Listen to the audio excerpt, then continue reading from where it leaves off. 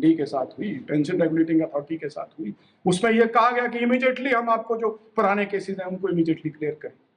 मैंने उनसे वो मांगा कि आप डिस्क्रिप्शन दो, जो आप जो मेडिकल रिम्बर्समेंट दिया उस बताओ पेंशनरों को कितना दिया और अपने HRTC के एम्प्लॉइज को कितना दिया, तो उनके पास नहीं था कि हमने इतने करोड़ दिया। आपके मैंने दिया है, मैं मान लेता हूँ, लेकिन पेंशनरों को कितना दिया तो उनके पास नहीं।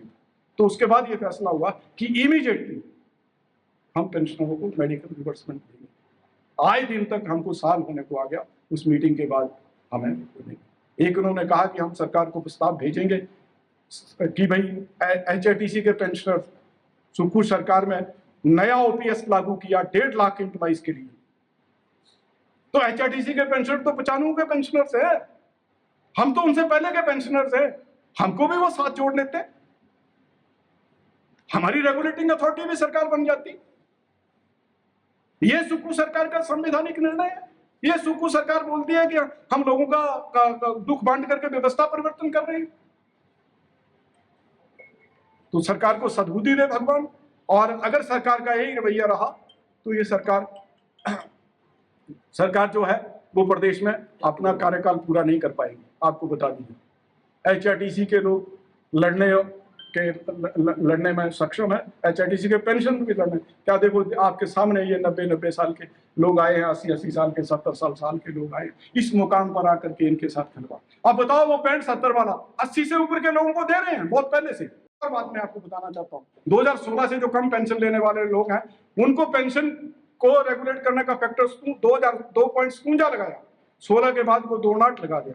सरकार ने, हिमाचल प्रदेश सरकार ने उसको ठीक कर दिया, अपने पेंशनरों के लिए ठीक कर दिया, 2.8 का सबके लिए कर दिया। HRTC में वो भी इम्प्लीमेंट नहीं।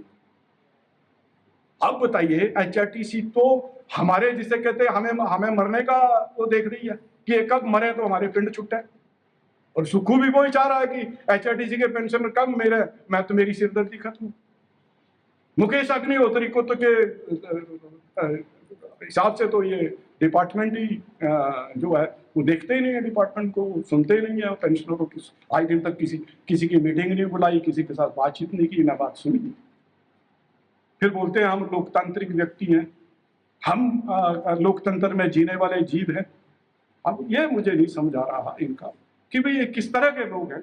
वो सरकार से जवाब मांगता है, HRTC रेगुलेटिंग अथॉरिटी से जवाब मांगता है कि उनके ये जो प्रश्न है उनका क्या हल है। अगर कोर्ट ही हल है तो आप जाओ घर बैठो, रेगुलेटिंग अथॉरिटी बंद करो। आज हमने ये सारी बैठक की थी और इस बैठक में हमने कुछ डिसीजन लिए हैं और डिसीजन उनको हम अमली जामा पहनाएंगे आने वाले समय।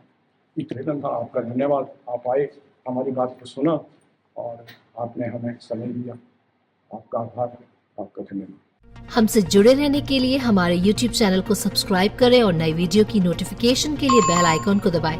अगर आप ये वीडियो Facebook पर देख रहे हैं तो लाइक जरूर करें और ज्यादा से ज्यादा शेयर करें। इसी तरह के और भी अपडेट्स के लिए फॉलो करें हमारा Instagram पेज himachal.kesri।